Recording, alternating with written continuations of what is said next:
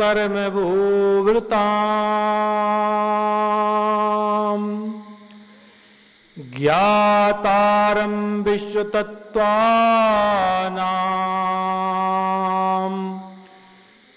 वन्दे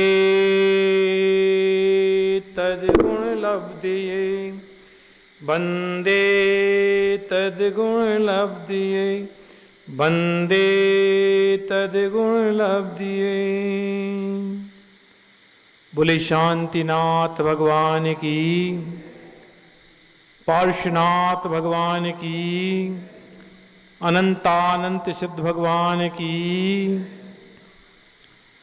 गुरुदत्त भगवान की, सिद्ध क्षेत्र द्रोणागिरि जी की, परम पूज्य आचार्य श्री विद्यासागर जी महाराज की, परम पूज्य आचार्य श्री विशुद्ध सागर जी महाराज की, परम पूज्य आचार्य श्री पारस सागर जी महाराज की, परम पूज्य उपाध्याय श्री अभिनंदन सागर जी महाराज की, परम पूज्य मुनि श्री सुधर्म सागर जी महाराज की, परम पूज्य क्षुल्लक श्री हर्ष सागर जी महाराज की, 3 कम 9 करोड़ मुनिराजों की, अहिंसामयी विश्व धर्म की, उत्तम सत्य धर्म की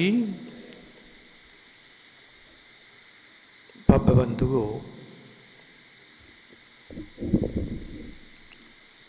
हम सब ने विगत 4 दिनों में 4 धर्मों पर चर्चा की है। आज 5वें दिन पर आचार्यों ने उत्तम सत्य धर्म को रखा है। ये विचार करने की बात है कि आचार्यों ने सत्य को 5वें दिन पर क्यों रखा। हाँ, हर चीज का कुछ मतलब भी होता है। मतलब होता है कि किस क्रम से क्या करना है। जिस प्रकार से एक बच्चे को KG1 में प्रवेश देने पर KG1 की ही विषय को पढ़ाया जाता है, उसका क्रम है। KG1 में क्या पढ़ाया जाएगा, फिर पहली क्लास में क्या पढ़ाया जाएगा, दूसरी क्लास में क्या पढ़ाया जाएगा। जब वह परिपक्व हो जाता है तब जाकर के उसे पुस्तक पढ़ाना सिखाया जाता है, सीधा पुस्तक पढ़ना नहीं सिखाया जाता। यहां आचार्यों का यही मंतव्य है। क्या मतलब? अरे सत्य बोलने से क्या मतलब है? सत्य को आप समझें। सत्य है क्या? हम सब ने बस इस मनुष्य पर्याय के सत्य और असत्य को सत्य मान रखा है कि झूठ बोल दिया सो असत्य और सत्य बोल दिया सो सत्य। इसका महत्व तो है।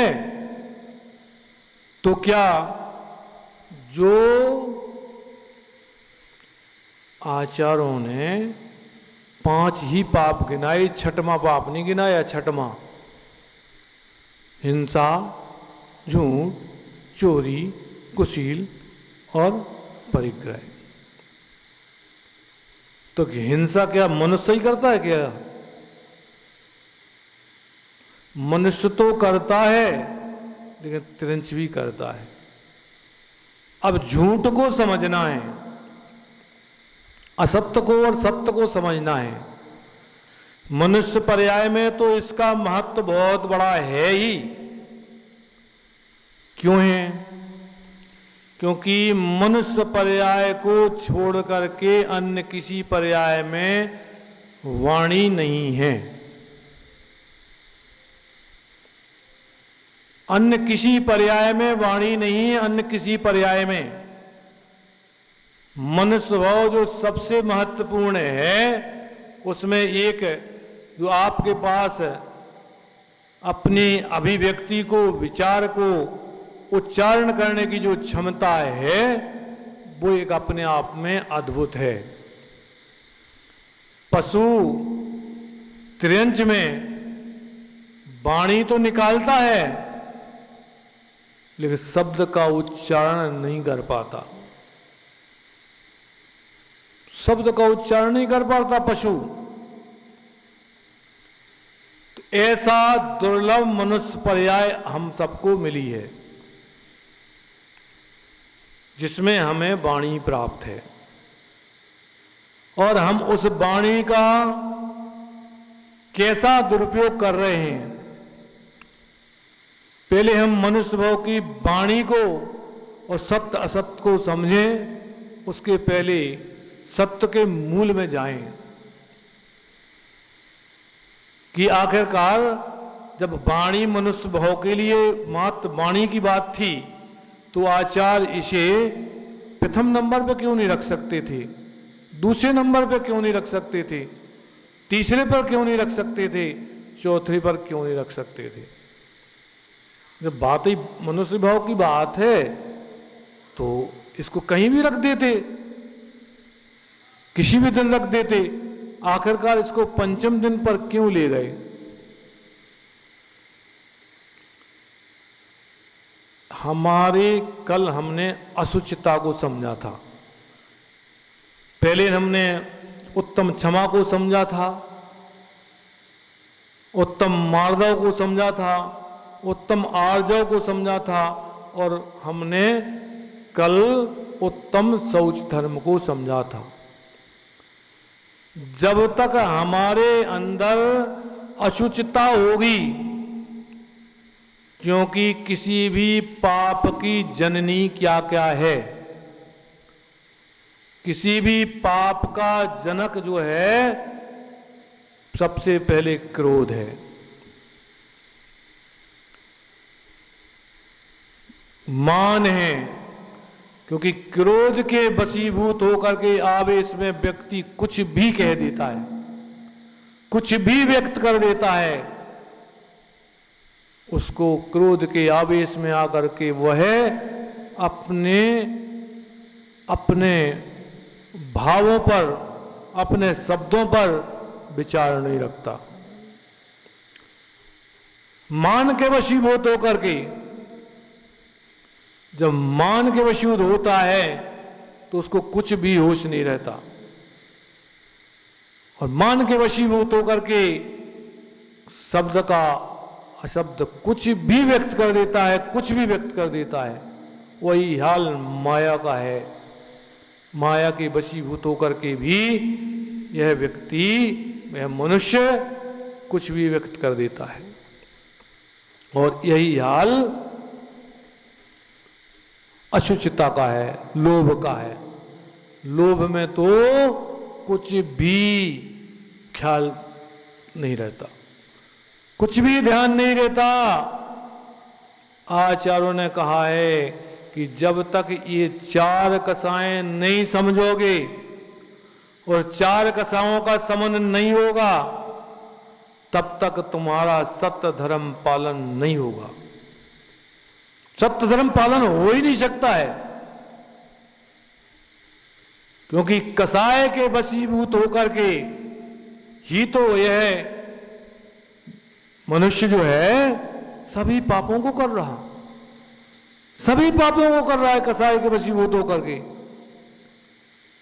और उससे भी बड़ा है कि हमने ये कसाय का कल भी चर्चा की थी, विगत 4 दिनों से चर्चा कर रहे हैं कि आखिरकार ये कसाय जाएगी कैसी। कसाय तब तक नहीं जाएगी जब तक हमें अपने आत्मा का भान नहीं होगा, आत्मा के प्रति दृढ़ सिद्धांत नहीं होगा तो कसाय जा नहीं सकती। कसाय जाएगी नहीं तो आगे का रास्ता तो मार्ग प्रशस्त हो ही नहीं पाएगा। आगे के मार्ग को प्रशस्त करने के लिए पहले हमें अपने स्वभाव को समझना पड़ेगा, अपने आत्म तत्व को समझना पड़ेगा। आत्म तत्व के जाने बिना हमारा ना तो कोई कसाय भाव जाएगा और ना हमारे इंद्रियों के भोग जाएंगे और जब इंद्रियों के भोग नहीं जाएंगे, छूटेंगे, तो कसाय भाव नहीं जाएगा, और कसाय भाव नहीं जाएगा तो पांचों पाप भी हमारे नहीं छूट सकते, पांचों पाप नहीं छूट सकते। और यह अनादि से अनव्रत कर्म हमारा चल रहा है, अनव्रत कर्म चल रहा। इसीलिए आचार्यों ने कहा है, नो में ग्रावक तक लौकी हद पायो अनंत विरिया पद। नो में ग्रीवक तक यह जीव, नो में ग्रीवक जो है तक पहुंच जाता है, नो में ग्रीवक तक पहुंच जाता है, लेकिन नो में ग्रीवक लौकी हद पायो अनंत विनिया पद पे सम्यक ज्ञान ना ला दो। सम्यक ज्ञान नहीं हुआ तो वहां पहुंच करके भी फिर रसातल में चला जाता है, उसी स्थान पर पहुंच जाता है, घनघोर तप करके, घनघोर तप आप महसूस नहीं कर सकते कि मिथ्या दृष्टि होगा। ऐसा तप, ऐसा तप, ऐसा तप, ऐसी साधना करता है, उस साधना के बल पर वो नौ में ग्रावक तक प्राप्त कर लेता है। लेकिन सम्यक दर्शन और सम्यक ज्ञान के अभाव में वह जब तक अपनी आत्मा का वैभव पता नहीं लगेगा, आत्मा को समझ नहीं पाएगा, तब तक यह जीव भ्रम से निकल नहीं सकता, भटकन से निकल नहीं सकता। यह भटकता भटकता भटकता अनंत योनियों में जैसा उसका हाल है वैसा हाल बना रहेगा। कभी नौ में ग्रेवक पहुंचेगा, कभी जो है देवगति को प्राप्त करेगा, तो कभी मनुष्य गति को प्राप्त करेगा, और फिर तिरंच गति को प्राप्त करेगा, वापस जाकर के नरक निगोद में चला जाएगा। कल हमने आपसे चर्चा की थी कि इस जीव का घर निगोद है, निगोद निगोद है इस जीव का घर। कुछ तो ऐसे हैं जो अभी बाहर ही नहीं निकले, निगोद से निकले ही नहीं, और निगोद की दशा ऐसी है जैसा बड़भूजा जो है चने को भूंजता है ना, बड़भूजा चने को भूंजता है, और एक आध चने का दाना उचट करके बाहर गिर जाता है, इतने चनों में एक आध चना निकल के फेंक जाता है। ऐसा हमारा हाल है कि अनंत भाव हमने निगोद में बिताए, और उसमें से उस प्रकार से जैसा वो चना उचट के निकला, ऐसे हम निगोद से निकले, और निगोद से निकले तो अब निगोद से जो बाहर आए हैं तो मनुष्य भाव के मात्र 48 भाव है, 48 मनुष्य भाव के मात्र 48 भाव हैं, 49वां नहीं है। 48 में भी उसके 3 भाग कर दो, 16 भाव तो हैं जो है पुरुष के, 16 भाव हैं स्त्री के, और 16 भाव हैं नपुंसक के। 16 भाव नपुंसक के, 16 स्त्री के और 16 पुरुष के, मात्र 16। अब सोचो कि हमारा ये पता नहीं कि हमारा ये कितने नंबर का भाव है। ऐसा ना हो कि 16वां हो और 16वें के बाद हम फिर हमारी जिस प्रकार से वीजा होता ना, वीजा विदेश जाने पर वीजा होता है निश्चित कि इतने दिन आपका निश्चित किया जाता है, उसमें समय भी होता है, मिनट्स उस मिनट से आगे आप वहाँ रुक नहीं सकते, आपको वापस अपने देश जाना पड़ेगा। इसी प्रकार से हमारा देश निगोद है,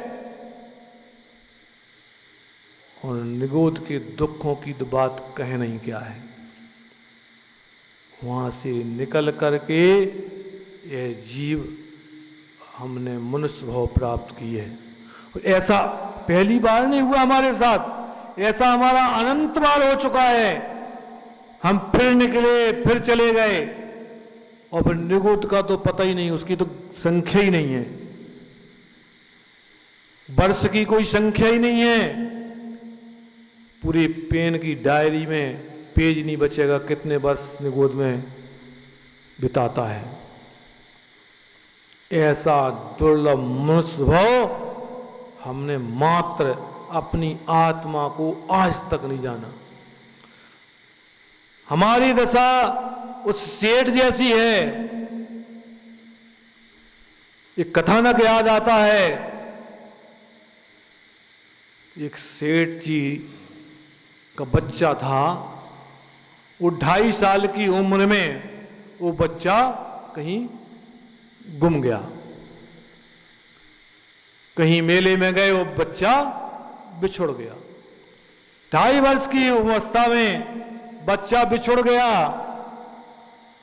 और बच्चा भटकता भटकता 8 वर्ष की उम्र तक पहुंच गया, और एक हलवाई की दुकान में उसने नौकरी कर ली। हलवाई की दुकान में नौकरी कर रहा है। संयोग बनता है कि सेठ जी को एक नौकर की आवश्यकता थी। हलवाई उनका मित्र था, और हलवाई से कहा कि भाई हमें कोई एक, तुम्हारे यहाँ तो नौकर आते रहते हैं, हमें भी कोई एक अच्छा नौकर दिला दो। अच्छा मित्र था तो वो बच्चा अच्छा था, योग्य था। उन्होंने कहा इस बच्चे को तुम अपने यहाँ ले जाओ। बच्चे को अपने यहाँ नौकरी पर रख लेते हैं। सेठानी उससे पूरी ताकत से काम कराती, पूरी ताकत से। समय पर भोजन भी नहीं देती है। बच्चे की क्षमता से बाहर उससे काम लेती है, और वह बच्चा अपनी मजबूरी को समझते हुए और उसके यहाँ अपनी क्षमता से अधिक काम कर रहा है। संयोग है कि एक दिन पड़ोसन आई। पड़ोसन कहती है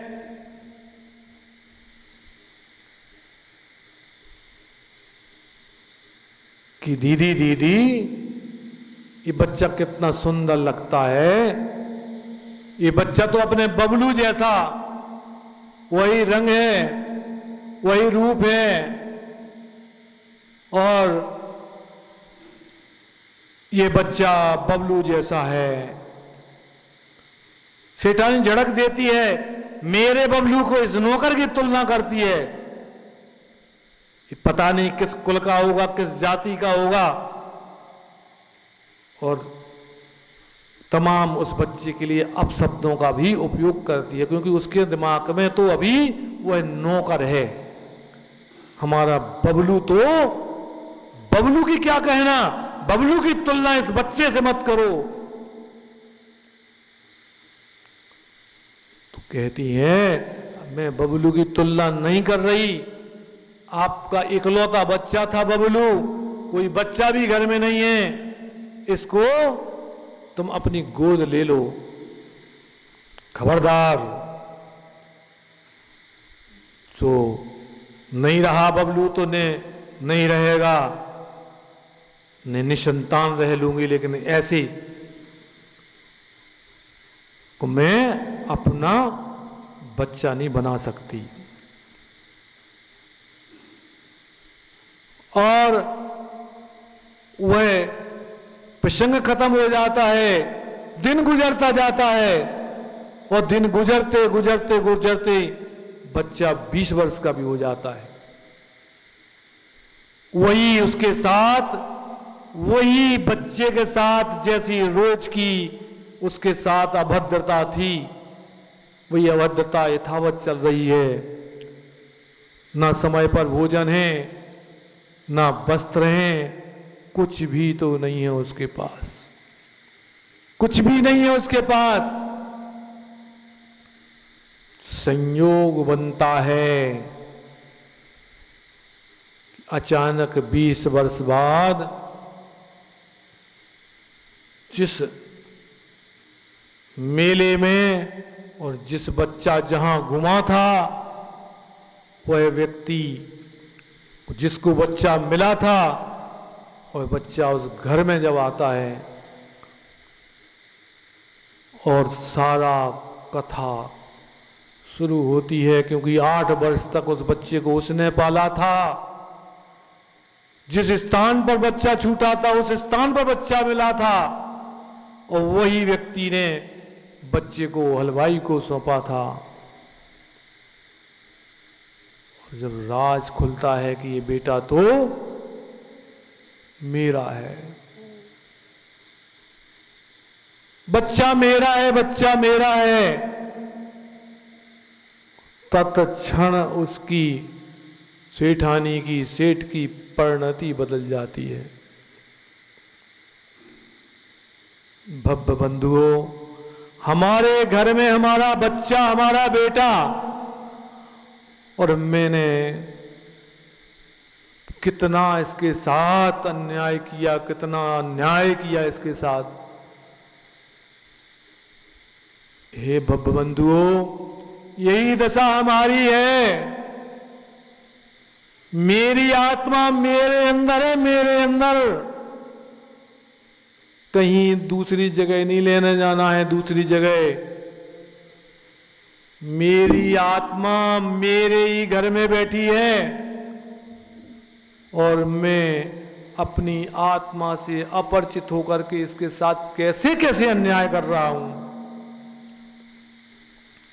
ऐसे ऐसे अन्याय कर रहा हूं, ऐसे ऐसे अन्याय कर रहा हूं कि बार बार यह आत्मा नरक निगोद त्रिंच गतियों में और अनेक अनेक दुखों को सहन कर रही है। पहचानो भव्य बंधुओं, अपने आत्म राम को पहचानो, अपने आत्म राम को पहचानो, अपने आत्म राम को। आज उत्तम सत्य दिन का, धर्म का दिन है। यह उत्तम सत्य की चर्चा हो रही है। सत्य से हट करके चर्चा नहीं है, क्योंकि जब तक तुम अपने आत्म सत्य को नहीं पहचानोगे, आत्म वैभव को नहीं पहचानोगे, आत्म राम को नहीं पहचानोगे, एक भी विषय भोगों को नहीं त्याग सकते, एक भी विषय भोग नहीं छूट सकते आपसे, एक भी विषय भोग नहीं छूट सकते। और जब विषय भोग नहीं छूटेंगे तो एक भी कसाई नहीं जा सकती, और जब एक भी कसाई नहीं जाएगी तो सत्य और असत्य को तुम क्या पहचानोगे, क्या जानोगे कि सत्य क्या है, असत्य क्या है। कितने ही संकल्प कर लोगे, लेकिन जब कसाय उदय में आएगी, विषय भोग उदय में आएंगे, कर्म का उदय आएगा, सब कुछ भूल करके, सब कुछ भूल करके आप पाप करने से वंचित नहीं हो पाओगे। इसलिए आचार्यों ने सबसे पहले सम्यक दर्शन की चर्चा की है। आपको भी हमारी बात रोज रोज लग रही होगी कि रोज रोज घूम फिरा करके सत्य और असत्य की बात करते नहीं, मान की बात करते नहीं, इस सम्यक दर्शन की बात करने बैठ जाते हैं। क्या इनको इसके आगे पीछे कुछ नहीं आता क्या? बब्ब बंधो, क्या करूं आपको आगे ले जा करके?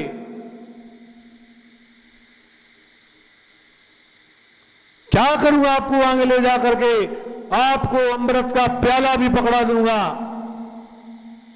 उस जोहरी उस जैसी दशा होगी आपकी लकड़हारे की कि नदी पर बैठ करके और उसके हाथ में हीरे का एक तसले भर हीरे हैं, तसले भर, और उसको कंकड़ समझ करके नदी में मछली मारने के लिए फेंक रहा है, क्योंकि उसका तो मछुआरे का काम मछली मार करके बाजार में लेकर के अपने उदर पोषण को करना है। बैठा बैठा अपने उस हीरे के कंकड़ों को नदी में फेंक रहा है, नदी में फेंक रहा। जो नदी में फेंक रहा है उसको हीरों का पूरा पिटारा भी मिल जाए तो क्या फर्क पड़ता।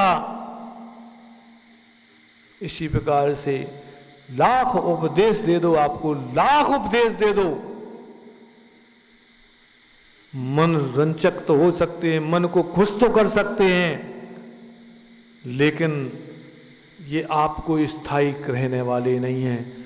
आपको कितने ही समझा दें मैं तो कुछ नहीं जानता, एक अज्ञानी पुरुष हूं, जब केवली के समझाने से नहीं समझे, केवली के समोषण में जाने पर भी नहीं समझे, केवली के समोषण पर जाने पर भी नहीं सुलझे, तो मेरे जैसे अल्पज्ञ के समझाने से क्या होगा। भव्य बंधुओं, अगर समझना है तो अपने आत्म राम को समझो, अपने आत्म राम को पहचानो, अपना आत्म राम की महिमा को समझो, महिमा को समझो, महिमा को जानो। ये कहीं अन्य नहीं, अन्यत्र नहीं है, तेरा घट में तेरा ही भगवान आत्म राम विराजमान है, तेरे ही घट में बैठा है, और वह कोई अन्य नहीं है। जो आत्मा है, आत्मा कैसी है, आत्मा का स्वरूप कैसा है। आत्मा का स्वरूप ज्ञान स्वरूप है, आत्मा का स्वरूप ज्ञान स्वरूप है। जो हमारे अंदर ज्ञान है वही तो मैं हूं, वही तो आत्मा है। ज्ञान से हट करके कोई अन्य आत्म तत्व नहीं है। आत्मा आत्मा कोई वस्तु नहीं है, आत्मा कहीं ऐसे अलग से नहीं बैठी है। हमारे अंदर जो वेदन हो रहा है, हम वेदन कर रहे हैं, वही मैं हूं, वही आत्मा उपयोग स्वरूप है। आत्मा का उपयोग एक समय में एक जगह होता है। आपका अभी उपयोग मेरे उपदेश पर है, और जो ये उपदेश हो रहा है ये आपको वेदन हो रहा है। इसको ही पहचानना है, इसको ही खोजना है। लेकिन यह भी विचित्र बात है, यह एक दूसरे के पूरक है। कैसे पूरक है?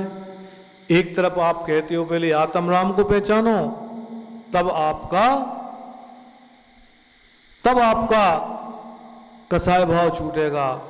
लेकिन फिर हम वही कहते हैं, जब तक आपका विषय भोग नहीं छूटेंगे, कसाय भाव नहीं छूटेगा, तो आत्म राम को पहचान नहीं सकते किसी भी हालत में। इस पर चर्चा अपन कल करेंगे, कल संयम का दिन है, कल चर्चा करेंगे कि कैसा विचित्र जोड़ है ये। बिना में विषय कसाय को छोड़े आत्म राम को नहीं पहचान सकते, और बिना आत्म राम को जाने बिना कसाय और विषय को नहीं छोड़ सकते। अगर इस शब्द को गंभीरता से समझ लें, मात्र इस विषय को गंभीरता से समझ लें कि बिना आत्मा को जाने विषय कसाय नहीं छूट सकते, और बिना विषय कसाय के छूटे आत्मा को नहीं जान सकते।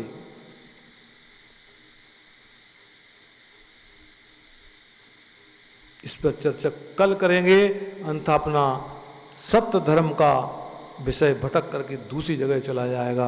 आज तो मुझे इतना बताना था सत्य धर्म के दिन कि सत्य क्या है। सत्य यह है कि मैं आत्म स्वरूप ज्ञान स्वरूप आत्मा हूं, यह सत्य है। और इस सत्य को दृढ़ सिद्धांत में लाओ। क्या सत्य है? आज तो सत्य के दिन मुझे जो आज चर्चा करनी है वो मात इतनी करनी है कि आप तो जो देव शास्त्र गुरु, देव शास्त्र गुरु ने जैसा कहा है ऐसा सिद्धांत लाओ।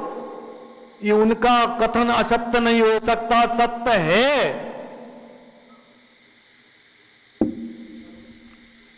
आपका समय तो हो गया, तो विलंब से आए, विलंब से शुरू किया।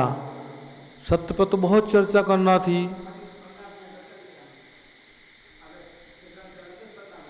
विकल्प तो नहीं है। विकल्प हो तो फिर 5 मिनट 10 मिनट समय निपटाएं। तो जब तक सत्य को, पहला सत्य तो यह है, पहला सत्य कि देव शास्त्र गुरु ने जो कहा है वही सत्य है। इसमें देव शास्त्र गुरु में मैं चूंकि एक थोड़ा सा प्रसंग लेकर के आपको सिद्धांत के बारे में बताता हूं कि अपना सिद्धांत कैसा होना चाहिए। संयोग ऐसा हुआ, एक शिष्य गुरु के शरण में पहुंचा कि गुरुवर मुझे विद्याएं दे दो, मुझे विद्या दे दो, आत्म राम को पहचान करा दो। तो गुरु जी ने कहा कि भाई पहले आप गुरु समझ लो, फिर हम विद्याएं देंगे।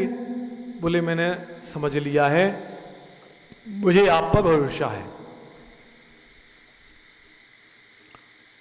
गुरु पर भरोसा करने के लिए पूरा समर्पण करना पड़ता है, किंतु परंतु नहीं चलता, तर्क नहीं चलता, वितर्क नहीं चलता, पूरा समर्पण करना पड़ता है। और उस शिष्य ने गुरु के प्रति पूरा समर्पण भी कर दिया, पूरा समर्पण कर दिया।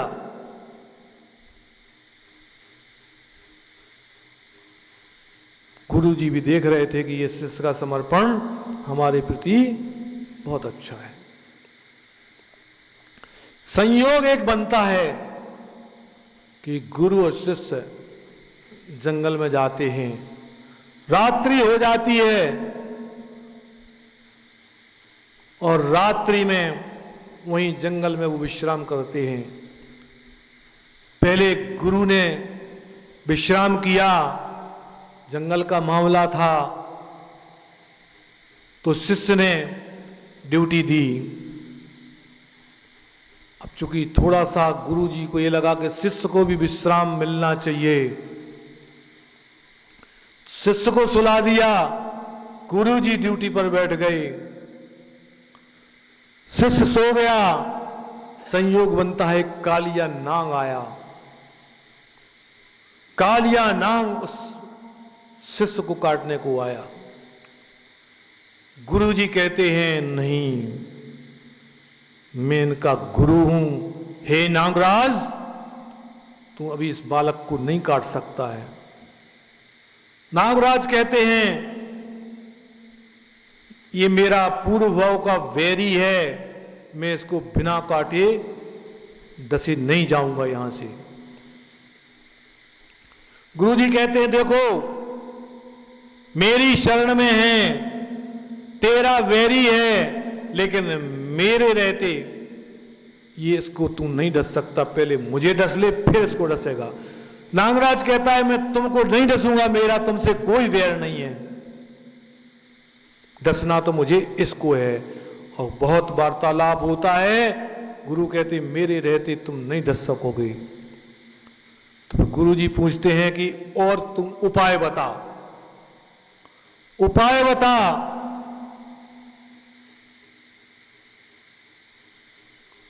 उपाय बता। नागराज कहते हैं एक ही उपाय है, इसके गर्दन का खून मेरे सामने डाल दो तो मैं उसको संतुष्ट करके चला जाऊंगा। लेकिन एक शर्त है कि इसके गर्दन के खून को तुम्हें इसके सीने पर बैठ करके और चाकू से खून निकालना पड़ेगा। इसके सीने पर बैठ करके चाकू से खून निकाल करके मेरे सामने डालना पड़ेगा, तब मैं इसका खून रस करके चूस करके चला जाऊंगा। करता आखिरकार गुरु ने शिष्य को बचाना था और शिष्य के सीने पर गुरु बैठ गए और गुरु ने चाकू ली और चाकू से थोड़ा सा खून निकाला, नागराज के सामने डाला। नागराज तो चला गया। जब शिष्य जगा तो गुरुजी कहते हैं, बेटे तू इतनी तीव्र निद्रा में, तुझे इतनी तीव्र निद्रा आती है कि मैं तेरे सीने पर भी बैठा, मैंने छुरी से तेरे गले का खून भी निकाला और तुझे खून का भान नहीं हुआ। शिष्य कहता है, गुरुजी जब आप मेरे सीने पर बैठे थे मैं जाग गया था, आपने छुरी उठाई थी, चाकू उठाई थी, मैंने देख ली थी, आप मेरे चाकू से खून भी निकाल रहे थे, मैंने देख ली थी। हैं? इतना सब देख लिया और तुझे डर नहीं लगा कि मैं चाकू से तेरी गर्दन पर चला रहा हूं और तू टस से मिस नहीं हुआ। शिष्य कहता है, गुरुजी मुझे यह दृढ़ श्रद्धा थी कि आप जो कुछ भी करोगे मेरे भले के लिए करोगे, मेरे हित के लिए करोगे, मेरा अहित नहीं कर सकते। मुझे आप पर इतनी श्रद्धा थी, इतनी श्रद्धा थी कि आप मेरा अहित नहीं कर सकते, मेरा अहित नहीं कर सकते।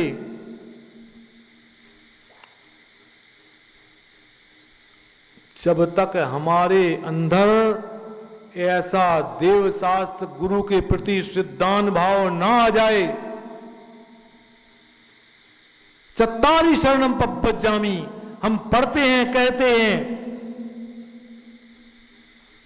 अरंते शरणम पब्बजामी, सिद्धे शरणम पब्बजामी, साहु शरणम पब्बजामी, केवली पन्नतो धम्मम शरणम पब्बजामी। लेकिन झूठे हो, ऐसा मत समझ लेना कि मैं आपको कह रहा हूं तो मैं सच जाऊं। मैं भी आपकी लाइन में हूं, गद्दी पर भले बैठा हूं,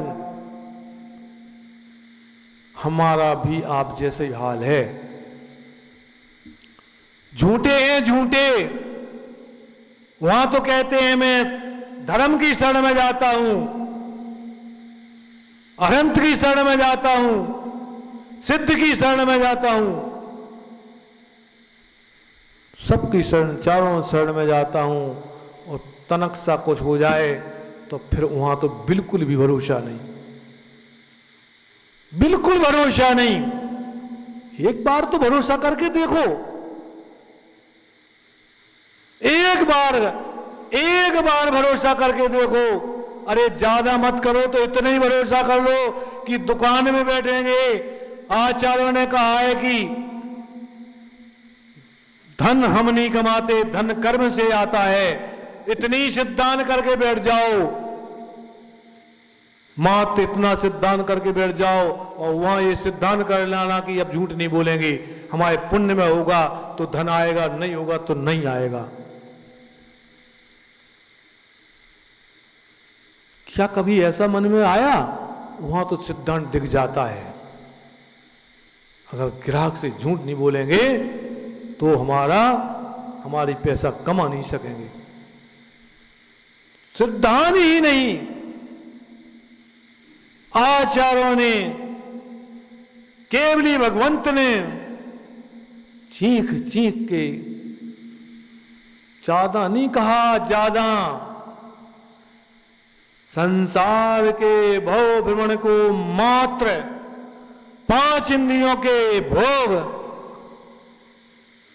और 4 कसाय और 9 कसाय, इतने ही तो कहा है। इतने ही तो कहा मात्र कि जिसने इतने पर विजय पाली वो संसार के चक्र से बाहर हो जाएगा। आज तक अपनी अपनी उम्र को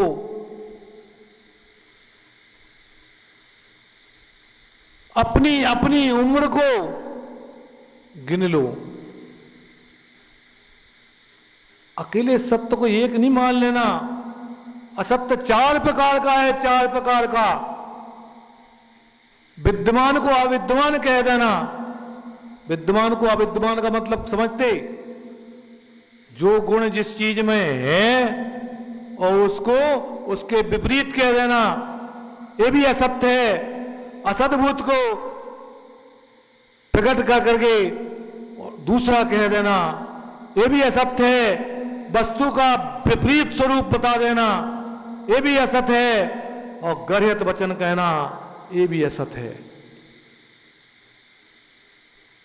ये भी असत्य है। गर्हित वचन के भी 5 भेद हैं। पैशुन शून, हास्य, कर्कश, असमंजस और प्रकल्पित। अकेले एक को झूठ मत मान लेना। आचार्यों ने तत्वार्थ सूत्र में, आचार्य उमा स्वामी जी ने क्रोध लोभ भीरुत्व हास्य प्रत्याख्यान उनकी बीचती भाषणम, क्रोध लोभ, क्रोध का त्याग, लोभ का त्याग, भीरुत्व का त्याग, हास्य का त्याग और अनुबीचरी भाषणम। आचार्यों ने बहुत कुछ कहा है हमको। साबद्ध वचन भी कहा है। साबद्ध वचन में 10 भाषा आती हैं, 10 भाषा। ये सब झूठ में है। हम किसी के साथ निंदा कर रहे। असत वचन मत बोल, पर निंदा और झूठ तज। सांच जबार खोल, सत्यवादी मैं सुखी। हमने एक समय भी खोया ऐसा जिसमें पर निंदा न की हो? एक समय भी खोया क्या? अगर 4 जने बैठ गए तो अपनी प्रशंसा और दूसरे की निंदा। हमने हंसी अड़ाना छोड़ी क्या? मैं नहीं कह रहा, ये जो है ना आचार्य उमा स्वामी ने कहा है, हास्य प्रत्याख्यान, हंसी उड़ाना भी असत्य है, झूठ है। किसी के साथ कर्कश वचन बोल देना भी झूठ है। ते तो मूर्ख है, अज्ञानी है, ते का जाने, तू क्या जाने। ये उसके साथ आपने हिंसा तो की है, लेकिन इसे आचार्यों ने असत्य में भी कहा है, असत्य में भी कहा है, कर्कश वचन में कहा है। कुछ भी कह देते हैं। ऐसी 10 भाषाएं हैं। निष्ठुर भाषा भी है, कटुक भाषा भी है, पुरुषा भाषा भी है, परकोपनी भी है, मध्यकृषा है, अभिमानिनी भी है। हम अभिमान के वशीभूत होकर के भी उसके साथ कुछ भी कह देते हैं, इतने अभिमान में चूर हो जाते हैं कि कुछ भी कह देते हैं। अनिंकारी भी है, छेदनकारी भी है, बूध बदकारी भी है, महानिंद भी है। ये 10 भाषाएं हम रोज उच्चारित कर रहे हैं, रोज उच्चारित कर रहे हैं। ऐसा दिन नहीं जाता अकेले, ऐसा मत समझ लेना कि हमने झूठ बोला है। ये सारी चीजें झूठ में शामिल हैं। पब्ब बंधुओं, ये किसको नुकसान पहुंचा रहे हैं? अरे वो जा रहा है, हमने उसके साथ हंसी उड़ा दी उसकी, वो तो चला जा रहा है। 4 जनों में बैठ करके उसकी निंदा कर दी, क्या उसका अपयश होगा? क्या नहीं हो सकता। अगर उसके अपयश कर्म का उदय नहीं है, ऐसा देखा गया है कि तुमने उसके साथ उसका निंदा की, उसको परेशान किया, लेकिन उसका इस कीर्ति प्रकृति का उदय है तो तुम्हारी क्रिया से उसे यश मिल जाएगा। तुम करोगे कुछ और होगा कुछ और। लेकिन तुमने जो उसकी निंदा की है, उसकी अपयश करने की कोशिश की है, वो तुम्हारी आत्मा को ही मलिन किया गया है। तूने अपनी आत्मा को मलिन किया है। भव्य बंधुओं, हमें असत को भी समझना है। असत में आचार्यों ने अतिचार भी बताए हैं। मिथ्योपदेश, झूठा उपदेश देना, जो सत्य नहीं है वो सत्य से विपरीत कह देना। रवोप्रख्यान, किसी के रहस्य को खोल देना। अपन ने किसी की बात सुन ली या देख ली, उसको भी आपने व्यक्त किया, उसको भी व्यक्त किया। अब आप तो कहते वो सत्य तो ही मैंने बोला। जब मैंने उसका सत्य देखा है तभी तो बोला मैंने। क्या जरूरत थी कि आप किसी के रहस्य को बोलें? कोई आवश्यकता नहीं है आपको। आपको किसी के रहस्य को उजागर करने की क्या आवश्यकता है? कूट लेख क्रियान्यासापहारात साकार मंत्र भेदश्चय, आचार्य उमा समाज जी ने कहा है। तत्वार्थ सूत्र में ये अतिचार कहे हैं। किसी के झूठा कागज लिख लेना, झूठ कुछ भी लिख लेना, ये सब अतिचार में आया है। आप ऐसा भी कार्य ना करें कि जो सत्य तो है, लेकिन आपके सत्य करने से हमारे परिवार में विवाद बन जाए, झगड़ा खड़ा हो जाए। ऐसा शब्द भी ना बोलें। आचार्यों ने परिवार में विवाद बढ़ जाए, मोहल्ले में विवाद बढ़ जाए, ग्राम में विवाद बढ़ जाए, आपकी क्रिया से देश में विवाद बढ़ जाए, ये भी असत्य की श्रेणी में आचार्यों ने लिया है। सत्य होते हुए भर भी आपको ऐसा सत्य नहीं बोलना जिससे सत्य से मार काट और लोगों में बेईमानता बढ़ जाए। ऐसा सत्य भी नहीं बोलना कि किसी की हिंसा का, आपका सत्य बोलना हिंसा का कारण भी बन जाए। आपका सत्य बोलना हिंसा का कारण बन जाए। सत्य होते हुए भी आपको सत्य नहीं बोलना है। हाँ, सत्य होते हुए भी सत्य नहीं बोलना। समय हो गया आपका। चर्चा बहुत थी, चर्चा बहुत करना थी,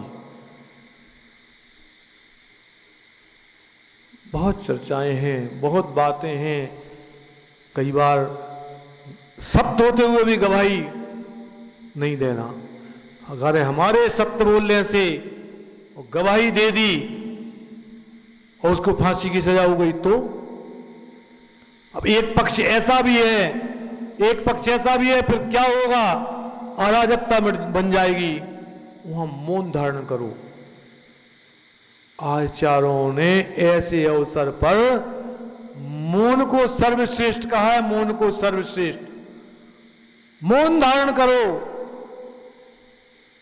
अगर सत्य, हमारे सत्य व्यक्त करने से किसी भी प्रकार का विवाद खड़ा होता है, किसी की हिंसा का कारण बनता है, किसी के क्लेश का कारण बनता है, कलह का कारण बनता है, देश और राष्ट्र में किसी तरह का उत्पात मचता है, ऐसे स्थान पर हमको मौन धारण करना है।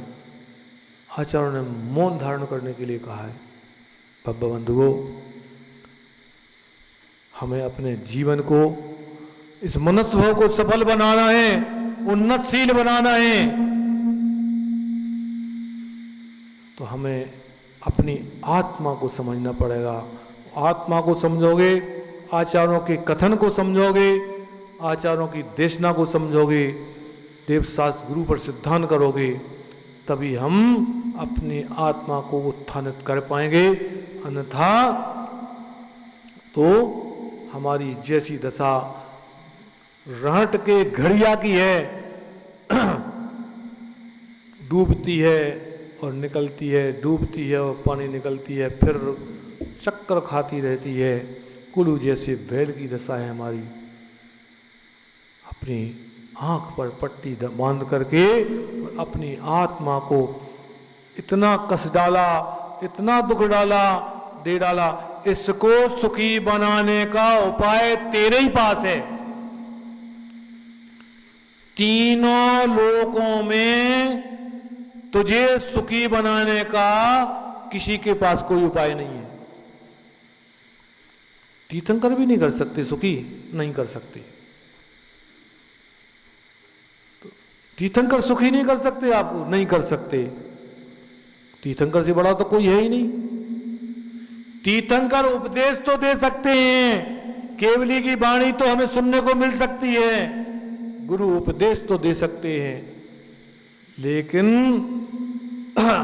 हमें सुख को प्राप्त करने के लिए अपने आप में जब तक परिवर्तन नहीं आएगा, जब तक हम स्वयं परिवर्तित नहीं होंगे, तब तक हमारा सुख में यह दुख, अनंत भाव का जन्म मरण का दुख, यह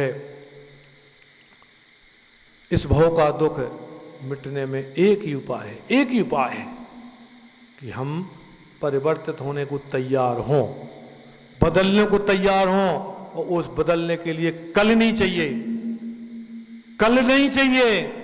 जिसने कल पर टाला कि कल से शुरू करेंगे तो कुछ होने वाला नहीं है। तत्त क्षण जिस प्रकार से उस मां को अपने बच्चे का पता लगा कि ये बेटा मेरा है, तत्क्षण उसका उस बच्चे के प्रति भाव भगमा बदल गई। इसी प्रकार जिस क्षण तेरे को तेरी आत्मा का पराभव कैसे हुआ है, अब तक हमारे दुखों का कारण क्या रहा है, और तत्काल उस आत्मा के प्रति अपना वात्सल्य भाव, अनुकंपा भाव, किसके प्रति? अपनी आत्मा के प्रति। और आत्मा के प्रति अनुकंपा भाव का मतलब है संसार दुखों से जिनका परिचय हो जावे, संसार के दुखों का परिचय जिसको हो जावे, कर्म सिद्धांत को जिस समझ ले, एक दिन कर्म सिद्धांत पर चर्चा करेंगे आपके साथ, विस्तार से कर्म सिद्धांत पर चर्चा करेंगे। एक एक कर्म की क्या परिणति है, उस कर्म के बंध का कारण क्या क्या है। कभी अवसर मिला तो एक एक कर्म पर चर्चा करेंगे और उस कर्म के बंध पर चर्चा करेंगे। आसव तत्व पर भी चर्चा करेंगे, बंध तत्व पर भी चर्चा करेंगे और संबर तत्व पर भी चर्चा करेंगे, बारीकी से चर्चा करेंगे। आज तो उत्तम सत्य धर्म का दिन हमारे जीवन में हम अपने स्वयं के सत्य से परिचित होते हुए और हमारे अंदर जो असत्य के अभी हमने जो विकार गिनाए थे, कारण गिनाए थे, उनको त्यागने का, उनसे दूर हटने का, अपने आप इतना तो बना लो किसी की निंदा नहीं करेंगे। निंदा से अकेला एक कार्य नहीं होता, अनेक कार्य हो जाते हैं। ऐसे अपने आप को बना लो, अपने आप को सुधार लो। आपका यह उत्तम सत्य का दिन आपके जीवन में मंगलकारी बने और आप इस जन्म मरण के भव के दुखों से मिटें। इसी भावना के साथ बोलिए उत्तम सत्य धर्म की